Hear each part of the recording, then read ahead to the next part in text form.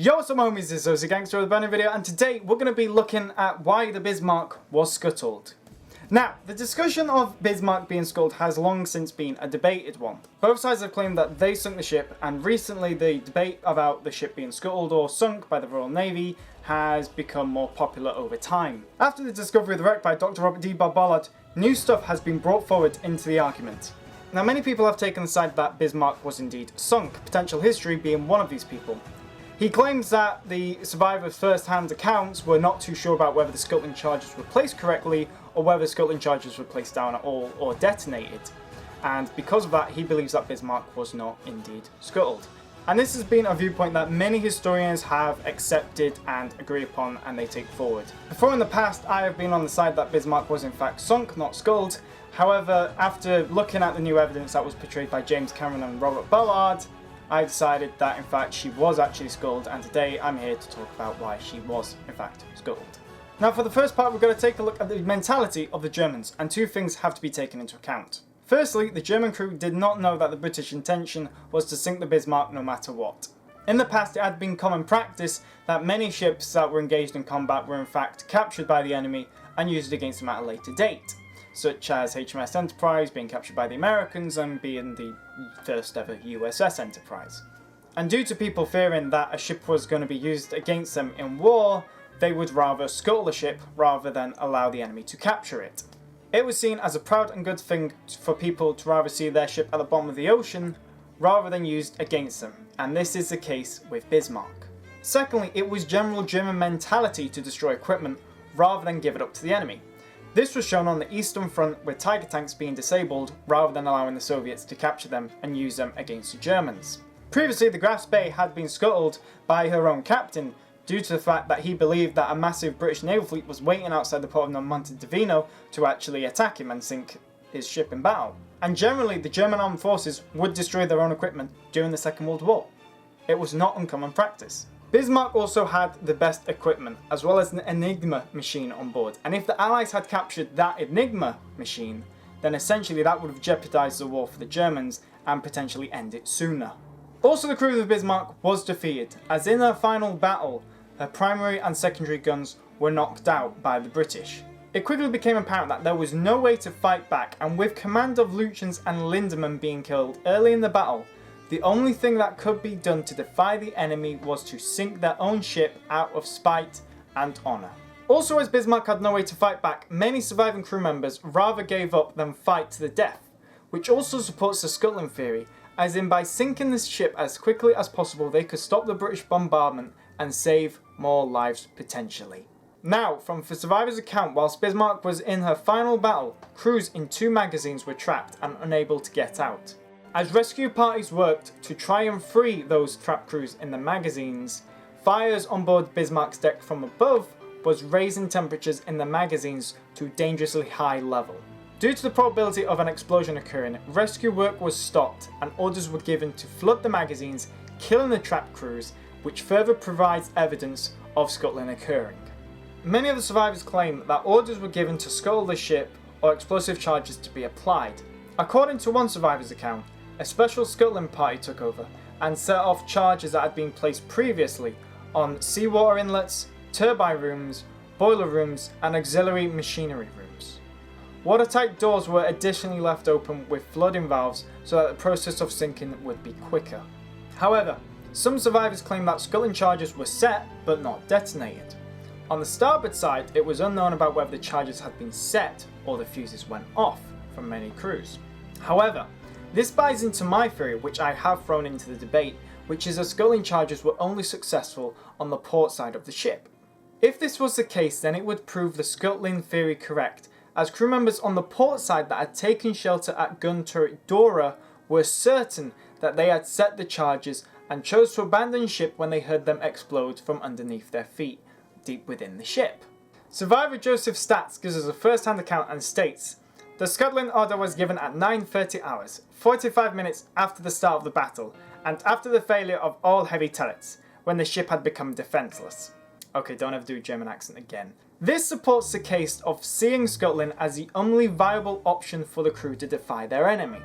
As Bismarck sank, rolling over to the port side, This would mean that the scuttling charges must have gone off on the port side, and further provides us evidence that due to these scuttling charges going off, it flooded the port side and caused Bismarck to roll over and sink, which in turn proves that the scuttling charges caused the ship to eventually sink. In addition, Bismarck was equipped with a small box labelled with a red V, which was an abbreviation for the German word versenken, which means scuttling. These boxes contained dynamite, a timer and a fuse, and was found in several machinery rooms. Reports were that these charges were only in the bridge.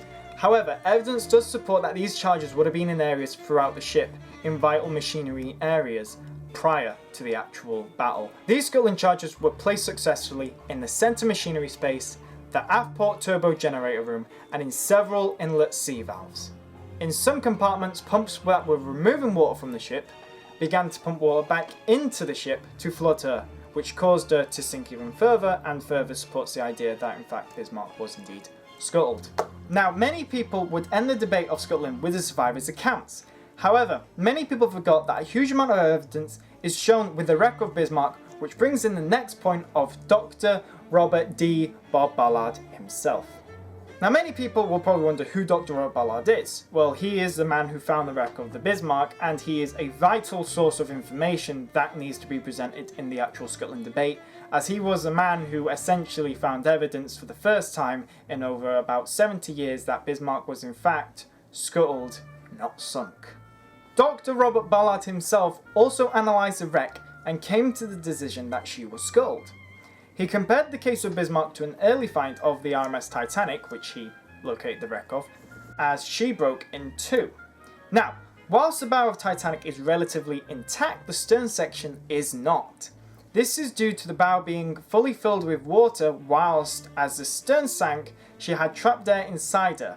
As the aft section sank deeper, the pressure built up on the stern until the water pressure crushed the hull and ripped the stern to shreds. As Bismarck showed no signs of implosion damage and the wreck remaining upright, Ballard came to the conclusion that she was scuttled, as all evidence pointed to it. And Ballard further states in his book, both Ludwig Kennedy and Burkhard von Müllerheim-Reichberg in their books about Bismarck record the eyewitness accounts that scuttling charges were set off before the ship sank. And as Kennedy points out in the introduction to this book, the British Admiralty official report gave credence to the scuttling. But no one could have known how effective the scuttling was until the ship was discovered. Furthermore, Ballard's discovery of the wreck of the Japanese battleship Kirishima further provides us with evidence, as her bow broke off due to that section of the ship containing air as she sank and being watertight. As scuttling is designed to fill the entire hull of a ship full of water and sink the ship, and seeing that no compartments imploded or were blown out, all the evidence of the wreck points towards Bismarck being scuttled.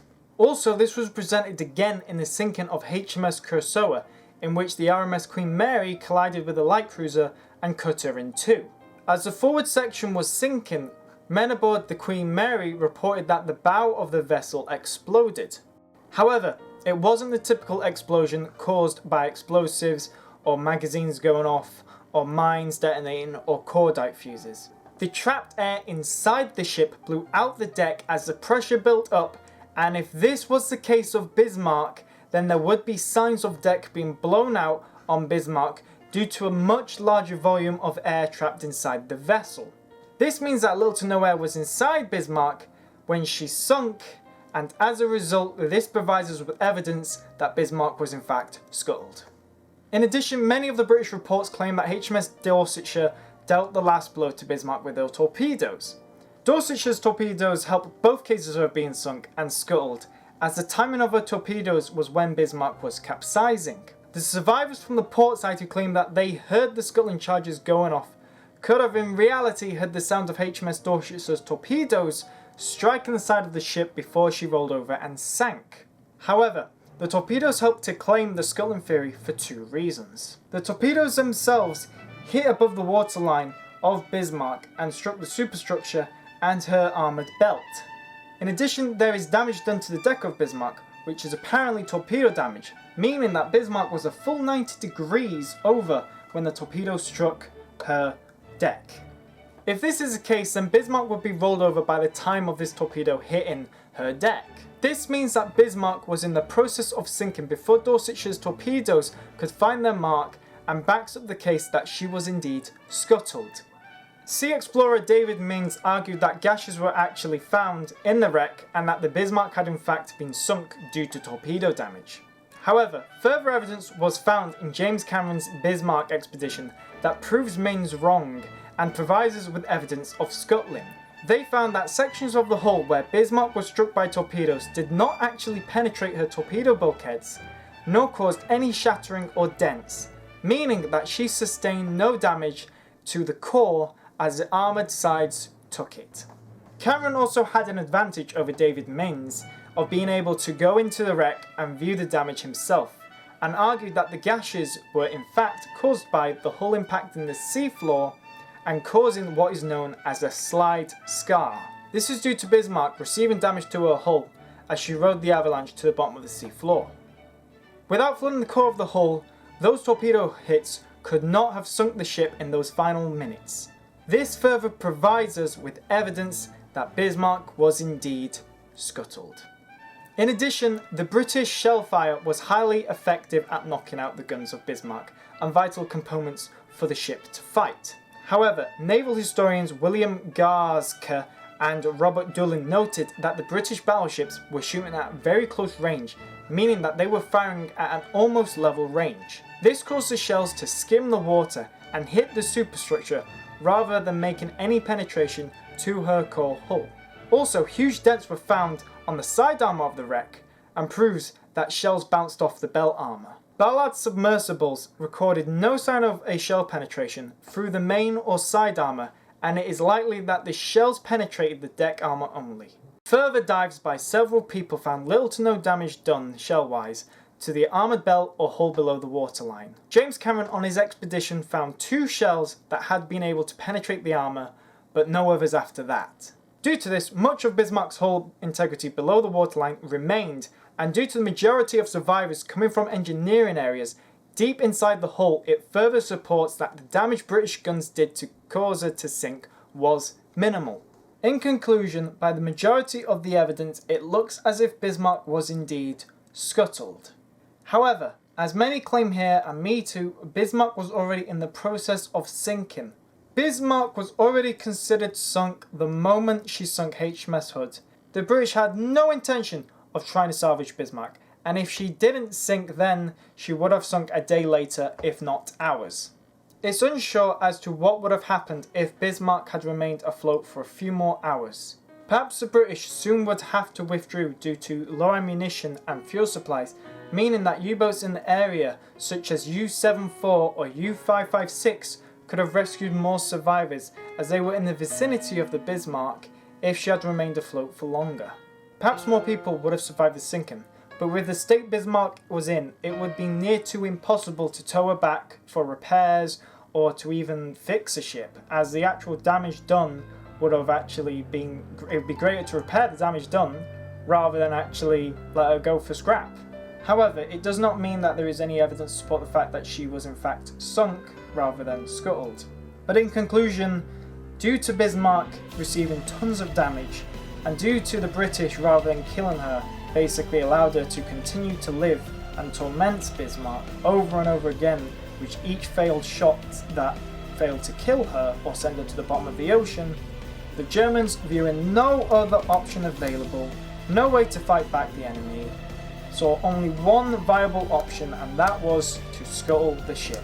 And as evidence from the wreck supports, as evidence from Dr. Robert Ballard supports, as evidence from James Cameron supports, and evidence from various people's support and eyewitness and all these first-hand accounts, a lot of the evidence does support the fact that Bismarck at the end of the day, due to British damage, was eventually scuttled by her own.